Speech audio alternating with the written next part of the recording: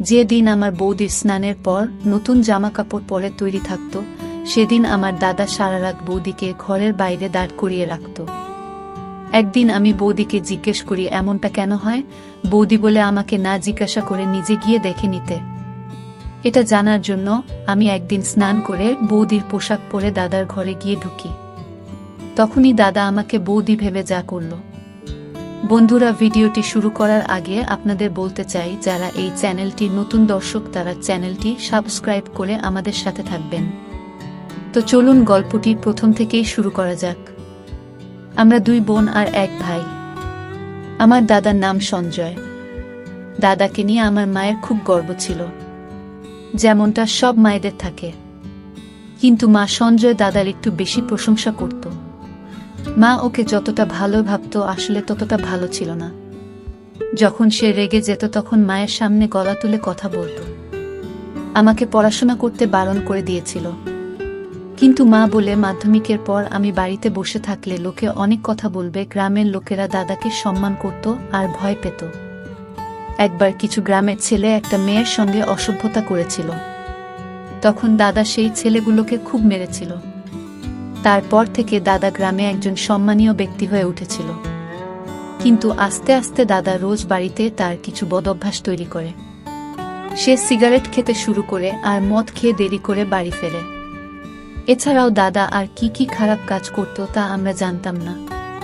তখন মায়ের মনে হলো দাদাকে বিয়ে দিলে দাদা সূত্রে যাবে, বাড়িতে একটা বউ আসবে, আর সে তাকে আর এসব কাজ করতে দেবে না। তার দায়িত্ব বাড়বে আর সংসারে মন বসবে। কিন্তু মায়ের এই ভাবনাটা ভুল ছিল। যাকে বাড়ির বউ করে আনা হবে সে কোনো ডাক্তার নয় যে দাদাকে ঠিক করে ফেলবে। আর বিয়েটা কোনো চিকিৎসা পদ্ধতিও নয়।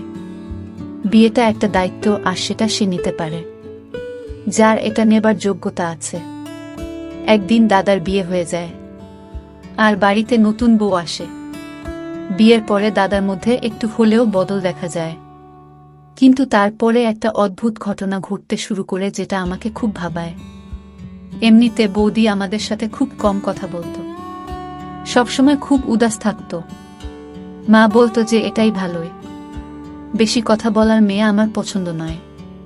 কিন্তু বৌদি শুধু কম কথাই বলতো না, সে কেমন একটা ভয়ে ভয়ে থাকতো। আমি মাকে বলি যে বৌদির হয়তো এই বাড়িতে কোনো অসুবিধা হচ্ছে। দাদা কি বৌদির সাথে খুব ঝগড়া করে?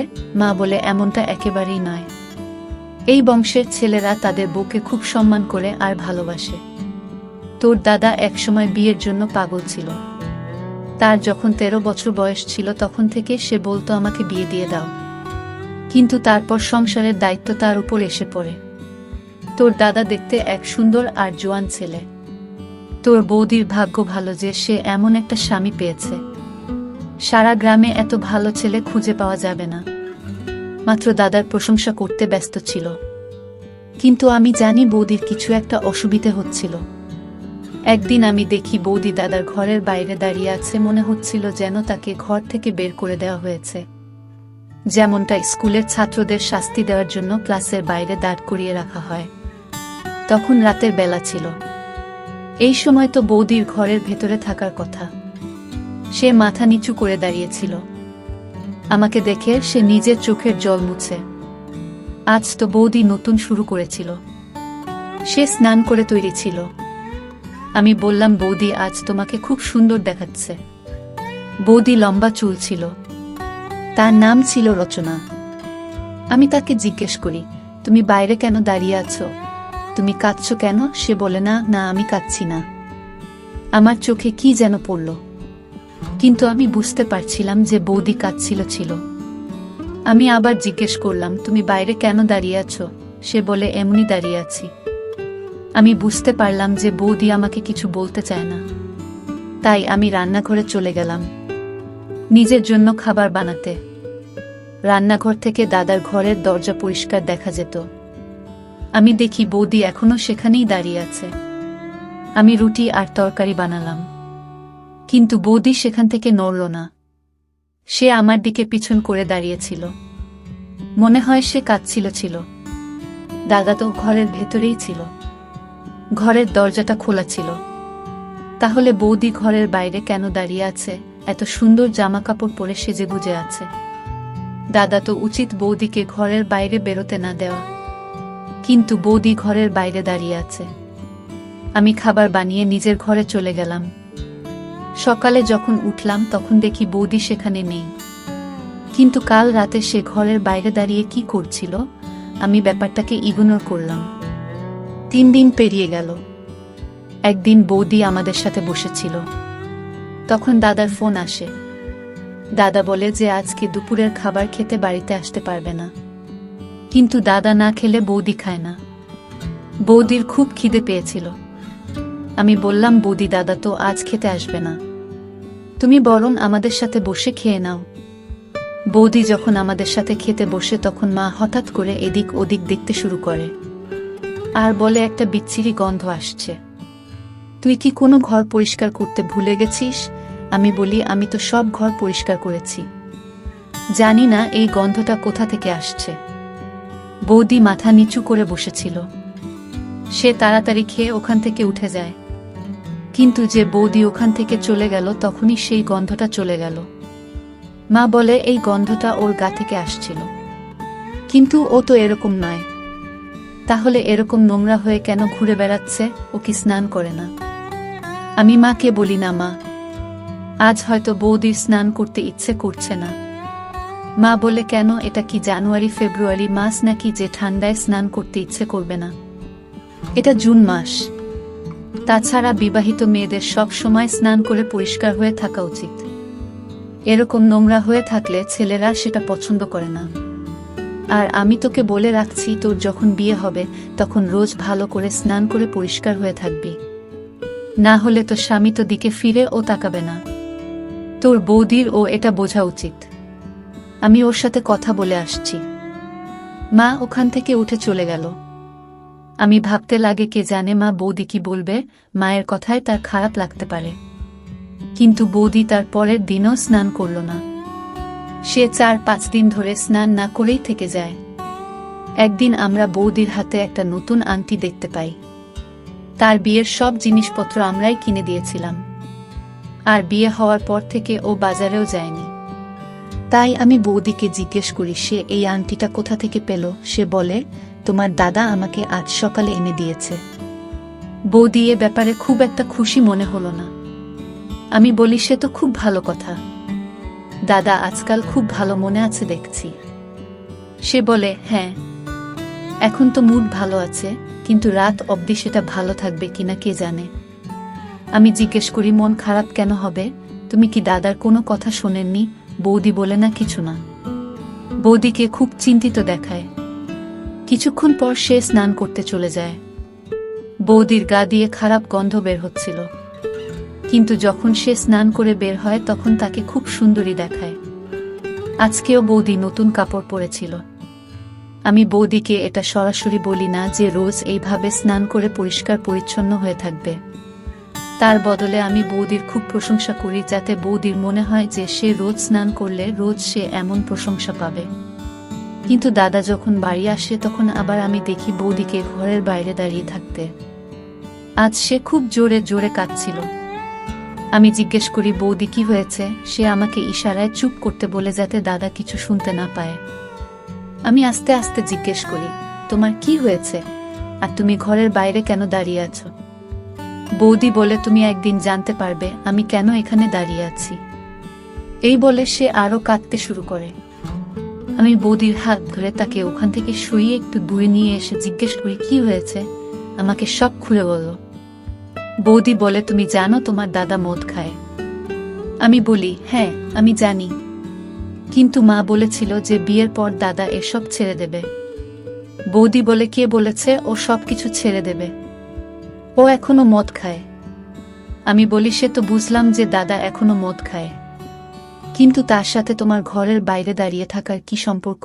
বৌদি বলে, আমি জানি না, আমি কিছু জানি না, আমাকে ছেড়ে দাও, আমাকে ওখানেই দাঁড়িয়ে থাকতে দাও। আমি কিছুই বুঝলাম না। কিছুদিন পর বৌদি আমার স্নান করা বন্ধ করে দেয়। আবার ওর গা থেকে দুর্গন্ধ বেরোতে থাকে। এই গরমের সময় যদি কেউ 57 দিন স্নান না করে তাহলে তার গা দিয়ে গন্ধ বের হবে। বৌদি যখন মায়ের কাছে এসে বসত তখন নাক চাপা দিত। আমি মাকে ইশারা করলাম কিছু না বলতে, কিন্তু মা বলতে থাকে ওর স্নান করতে অসুবিধা হয়। আমি বুঝতে পারি না ওর মা কি ওকে কিছু শিখে পাঠায়নি, কিন্তু বৌদিকে খুবই চিন্তিত উদাস তার লজ্জিত দেখাচ্ছিল। বৌদি যেদিন স্নান করত সেদিন দেখতাম তাকে ঘরের বাইরে দাঁড়িয়ে থাকতে, আর যেদিন সে স্নান করত না সেদিন দেখতাম দাদার মুখ খুব ভালো থাকত। সে বৌদির জন্য গিফট নিয়ে আসত, মাঝে মাঝে তার জন্য বিরিয়ানি ও আনত, কারণ বাড়িতে ডাল রান্না হতো, আর বৌদি বলতো তার ডাল খেতে ভালো লাগে না। বৌদির এত আবদার দাদা মেনে নিত, কিন্তু এমনটা কেন হতো যে যেদিনই বৌদি স্নান করে নতুন জামা পরে থাকত সেদিন দাদা তাকে ঘর থেকে বের করে দিত। এসবের মানে কি? মা তো বলতো যে ছেলেদের পরিষ্কার পরিচ্ছন্ন মেয়ে ভালো লাগে, যার গা দিয়ে ভালো গন্ধ আসে, যে ভালো করে চুল বাঁধে। বৌদি যেদিন নতুন জামা পরে সেদিন তাকে খুব ভালো আর সুন্দরী দেখায়। বৌদি আসলে খুব সুন্দর দেখতে, তার গায়ে রং খুব ফর্সা, তাকে সব রঙের জামা পরলে ভালো লাগে। কিন্তু এমনটা কেন যে যেদিন বৌদিকে বেশি সুন্দর দেখায় সেদিন দাদা বৌদির সাথে ঝগড়া করে, তাকে ঘর থেকে বের করে দেয়। আর যেদিন বৌদির গা দিয়ে খারাপ গন্ধ বেরোয় সেদিন দাদা তার সব বায়না মেনে নেয়, তার জন্য গিফট নিয়ে আসে। এবার আমাকে কিছু একটা করতেই হবে। এসব কি হচ্ছে? দাদার এ কেমন রুচি? একদিন আমি বৌদিকে জোর করে জিজ্ঞেস করলাম এসবের মানে কি? বৌদি বলে, একদিন তুমি নিজেই সব কিছু জানতে পারবে। আর একদিন আমি সব সত্যিটা জানার সুযোগও পেয়ে গেলাম। একদিন বৌদি হঠাৎ তার বাপের বাড়ি চলে যায়। তার বাপের বাড়ি থেকে ফোন এসেছিল যে তার মা খুব অসুস্থ।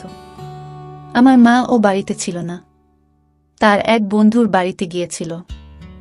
বৌদি আমাকে বলে গেছিল যে তোমার দাদা ফোন তুলছে না, সে যখন বাড়ি আসবে তখন তাকে বলে দিও যে আমার মায়ের শরীরটা খারাপ, তাই আমি বাপের বাড়িতে গিয়েছি, না হলে তোমার দাদা আমাকে খুব বকা দেবে। আমি জিজ্ঞেস করলাম, দাদা বোকা কেন দেবে? তুমি কি তোমার বাপের বাড়ি যেতে পারো না? সে বলে, না, বলে যাওয়াটা ঠিক নয়। আমি বলি, তুমি চিন্তা করো না, আমি আছি তো, আমি বলে দেব, তুমি নিশ্চিন্তে তোমার মায়ের কাছে যাও। বৌদি তাড়াহুড়োতে নিজের ফোনটা বাড়িতে ফেলে চলে যায়। বৌদি চলে যাওয়ার পর আমার মাথায় একটা আইডিয়া আসে। আমি ঠিক করে ফেলি আমাকে কি করতে হবে। দাদা বাড়ি ফিরে এসে সোজা নিজের ঘরে চলে যায়। দাদার ঘরের সামনে একটা পর্দা লাগানো আছে। তার নতুন বিয়ে হয়েছে, তাই মা বলেছে যে দরজা খোলা থাকলেও পর্দা যেন সরানো থাকে। এই গরমের সময় দাদা দরজা বন্ধ করত না, তাই পর্দা সরিয়ে রাখত, কারণ মা বলতো যে বাড়িতে তোর একটা ছোট বোন আছে, ঘরের ভেতরে কি হচ্ছে সেটা দেখা উচিত নয়। দাদা ঘর থেকে চেঁচিয়ে বলে, আমার জন্য এক গ্লাস জল নিয়ে এসো। আমি চটপট স্নান করে বৌদির একটা জামা পরে দাদার ঘরের বাইরে গিয়ে দাঁড়ায়। এমনভাবে দাঁড়াই যাতে পর্দার ওপার থেকে দাদা শুধু আমার পাটা দেখতে পায়। আমি বৌদির একটা জামা পরে নিয়েছিলাম, আমিও বৌদির মতো সুন্দর দেখতে ছিলাম। আমার গায়ের রং বৌদির মতনই ফর্সা ছিল। আমি যখন ঘরের বাইরে এসে দাঁড়াই তখন দাদা ভেতর থেকে দেখতে পায় যে আমি বাইরে দাঁড়িয়ে আছি। তারপর আমার দাদা কিছু অদ্ভুত অদ্ভুত কথা বলতে শুরু করে। প্রথমে আমি কিছুই বুঝতে পারছিলাম না, কিন্তু যখন আমি বুঝতে পারলাম তখন আমার পায়ের তলা থেকে মাটি সরে গেল। বন্ধুরা, ভিডিওর মাঝখানে আবারও বলতে চাই, যারা আমাদের এই ছোট্ট চ্যানেলটি নতুন দর্শক তারা চ্যানেলটি সাবস্ক্রাইব করে আমাদের পাশে থাকবেন। দাদা বলে, আচ্ছা তুই আজ আবার স্নান করেছিস, তুই নিজেকে খুব সুন্দরী মনে করিস তাই না? তুই এভাবে স্নান না করলে সারা গায়ে ময়লা জমে যাবে, তোর গায়ের রং কালো হয়ে যাবে, তাই তুই রোজ স্নান করে আসিস তাই না? তারপর আমার পায়ের দিকে কিছু একটা ছুঁড়ে মারে। এখন ভূতের মতো দাঁড়িয়ে আছিস কেন? আমি আসার আগে তুমি স্নান করেছিস আর তারপর এখানে এসে দাঁড়িয়ে আছিস, তার মানে তোর অপমানিতই হতে খুব ভালো লাগে। আমি দেখছি এখন আর তোকে মুখে বললে চলবে না, আমাকে হাত চালাতে হবে। দেখছি, কারণ তো সব অপমান সয়ে গেছে। আমি যখন বারবার বলেছি যে আমার পরিষ্কার পরিচ্ছন্ন মেয়ে পছন্দ নয়, তখন বারবার কেন স্নান করিস তুই? দাদা খুব বাজেভাবে চিৎকার করছিল। আমি তখন বুঝতে পারছিলাম বৌদি কেন দাদাকে এত ভয় পেত। আজ আমি বুঝতে পারি যে বৌদি কেন স্নান করত না, কারণ স্নান করলে দাদা তার উপর এভাবে চেঁচাত। কিন্তু আমি এটা বুঝতে পারছিলাম না যে দাদা এমনটা কেন করত। দাদা অনেক কথা বলতে থাকে, বলে তোকে আমি স্নান করতে বারণ করেছিলাম না, তাও তুই স্নান করেছিস, তোর কি আমাকে রাগাতে ভালো লাগে? তারপর দাদা গালিগালাজ করতে শুরু করে। এবার আমার ধৈর্যের সীমা পেরিয়ে যায়। আমি পর্দা সরিয়ে ভেতরে ঢুকে পড়ি। দাদা আমাকে দেখে চমকে যায়, আর আমিও দাদাকে দেখে অবাক হয়ে যাই, কারণ দাদা বিছানায় বসে কি যেন খাচ্ছিল, সেই খাবার থেকে একটা খারাপ গন্ধ আসছিল। দাদা বলে, তুই এখানে তোর বৌদির জামা কাপড় পরে কি করছিস? তোর বৌদি কোথায়? আমি বলি, তুমি এসব কি খাচ্ছ? এসব খাবার শরীরের পক্ষে ভালো নয়, এইসব খেজো না। তখন দাদা মাথা নিচু করে বলে, এর মানে তুই সব কথা শুনে ফেলেছিস? আমি বলি, হ্যাঁ, আমি সব কথা শুনে ফেলেছি। এবার তুমি আমাকে বলো, এসবের মানে কি? তুমি বৌদির সাথে এরকম ব্যবহার কেন করো? তুমি এত ভালো একটা বউ পেয়েছ আর তার সাথে এরকম ব্যবহার করছো, আর তুমি এখানে বসে এসব আজে বাজে খাবার কেন খাচ্ছ? বাড়িতে তো অনেক ভালো খাবার রান্না হয়েছে।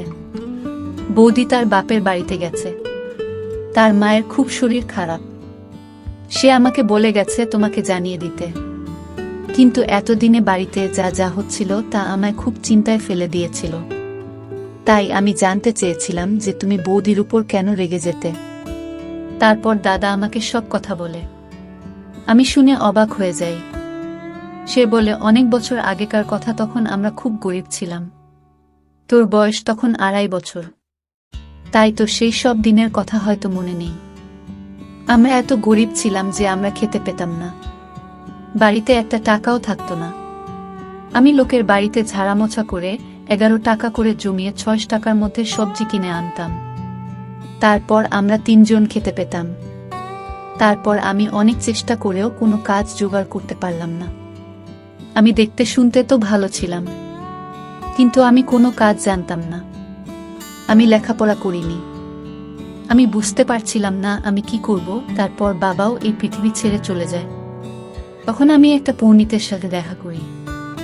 সে আমাকে বলে যে একটা উপায় আছে যেটা করলে আমার কোনোদিন টাকা পয়সার অভাব হবে না। সে আমাকে বলে, তোকে স্নান করা ছেড়ে দিতে হবে, সব সময় নোংরা হয়ে থাকতে হবে, খারাপ খাবার খেতে হবে, কোনো ভালো কাজ করা চলবে না। যখন তোর বিয়ে হবে তখন তোর বউকে বলবি সে যেন নোংরা হয়ে থাকে। সে যদি স্নান করে তাহলে তো সব টাকা পয়সা শেষ হয়ে যাবে। সে আমাকে আরও কিছু জিনিস করতে বলেছিল। সে সব করার পর আমি দেখি সত্যিই আমার কাছে অনেক টাকা আসে। আজ এই সংসার সেই টাকায় চলে। তুই বল, আজ অবধি এমন কি কখনো হয়েছে যে তুই কিছু খেয়েছিস আর আমি সেটা তোকে কিনে দিতে পারিনি? আমি কি কখনো বলেছি যে আমার কাছে টাকা নেই, তাই আমি এটা মানতে পারবো না? এই জন্য আমি বিয়ে করতে চাইনি, কারণ আমি জানতাম আমার বউ আমার কথা মেনে চলবে না, কিন্তু মা জোর করে আমার বিয়ে দিয়ে দেয়। তাই আমি তোর বৌদিকে বলি যে সে যেন স্নান না করে। 56 দিন সে আমার কথা মেনে চলে, কিন্তু তারপর তার মাথায় ভূত চাপে। সে বলে আমি পুজো না করে থাকতে পারবো না। তাই পুজো করার জন্য সে স্নান করে ফেলে। তাই যেদিনই ও স্নান করে পরিষ্কার হয়ে আমার কাছে আসে, আমি তখন খুব রাগ করি। আমাদের মধ্যে ঝগড়া হয়, আর আমি তাকে ঘর থেকে বের করে দিই। কারণ ও যদি পরিষ্কার হয়ে থাকতে শুরু করে তাহলে আমার সব টাকা ফুরিয়ে যাবে। আমি দাদাকে বলি, তুমি আজকালকার দিনে এসব অন্ধ কথা বিশ্বাস করো? কে বলেছে তোমাকে এসব কথা?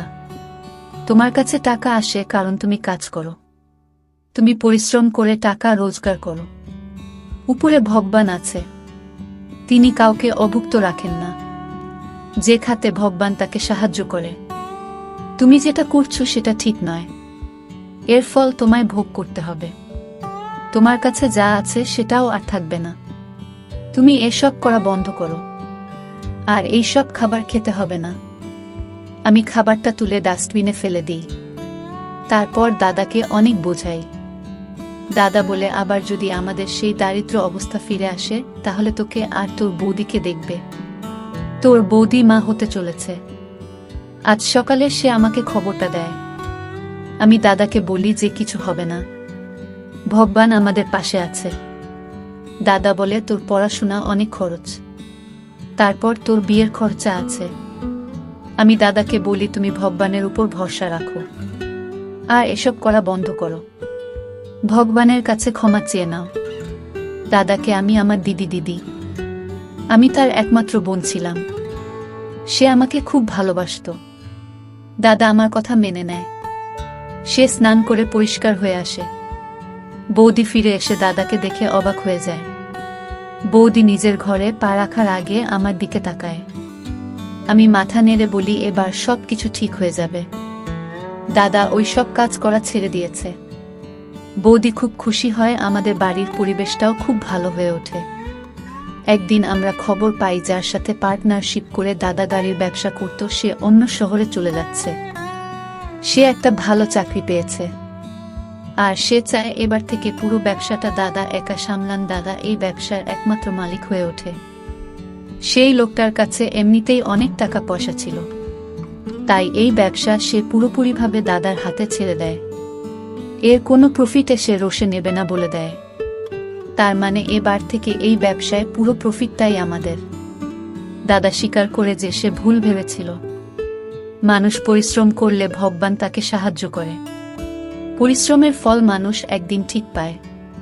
আজকাল দাদা খুব পরিষ্কার পরিচ্ছন্ন হয়ে থাকে। আমার ভালো লাগে দেখে যে দাদা নিজেই ভুলটা বুঝতে পেরেছে। আমাদের বাড়িতে বেশ ভালো টাকা আসতে থাকে। বৌদি ও সুখবরটা সবাইকে জানিয়ে দেয়। সবকিছু ঠিক হয়ে যায়। কিন্তু আমি এখনো ভাবি যে কি দাদাকে এসব ভুল বুঝিয়েছিল। যে দাদাকে এসব কথা বলেছিল সে মোটেই ভালো মানুষ নয়।